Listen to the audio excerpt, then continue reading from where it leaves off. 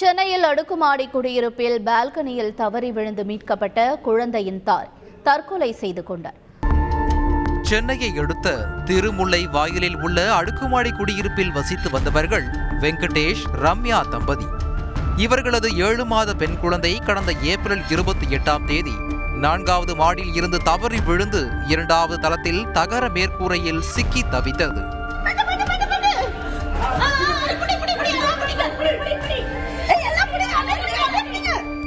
அக்கம் பக்கத்தினர் அந்த குழந்தையை மீட்ட திக் திக் காட்சிகள் சமூக வலைதளங்களில் வேகமாக பரவின.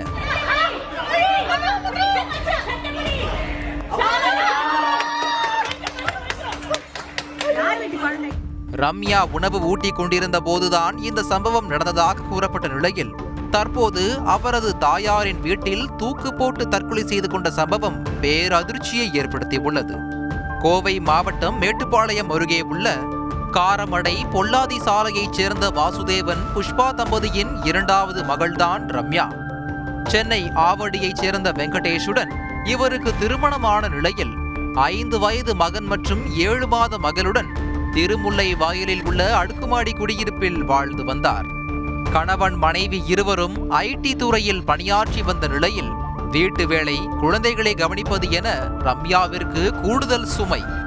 இதனால் ரம்யா மிகுந்த அழுத்தத்தில் இருந்ததாக கூறப்படும் நிலையில் குழந்தை தவறி விழுந்த சம்பவம் அவரை மேலும் மன உளைச்சலுக்கு ஆளாகி இருக்கிறது. வீட்டை காலி செய்யுமாறு அழுத்தம் வந்ததாகவும் தெரிகிறது. இதனை புரிந்து கொண்ட கணவர் வெங்கடேஷ் குடும்பத்துடன் ரம்யாவின் வீட்டிற்கு சென்றார். அங்கு ரம்யாவிற்கு மனநல மருத்துவர் மூலமாக கவுன்சிலிங் தரப்பட்டு வந்தது. இந்த நிலையில்தான் உறவினர் வீட்டு நிகழ்ச்சிக்காக ரம்யாவின் பெற்றோர் பெங்களூர் சென்றனர். ஒரு அறையில் கணவர், குழந்தைகளுடன் உறங்கிக் கொண்டிருந்த ரம்யா மறுநாள் காலை மற்றொரு அறையில் தூக்கில் தொங்கியபடி பிணமாக மீட்கப்பட்டார்.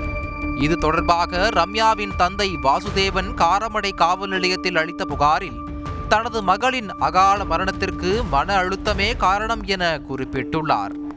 போலீசாரும் இது தொடர்பாக விசாரணை நடத்தி வருகின்றனர். செய்திகளை உடனுக்குடன் தெரிந்து கொள்ள உடனே சப்ஸ்கிரைப் பண்ணுங்க.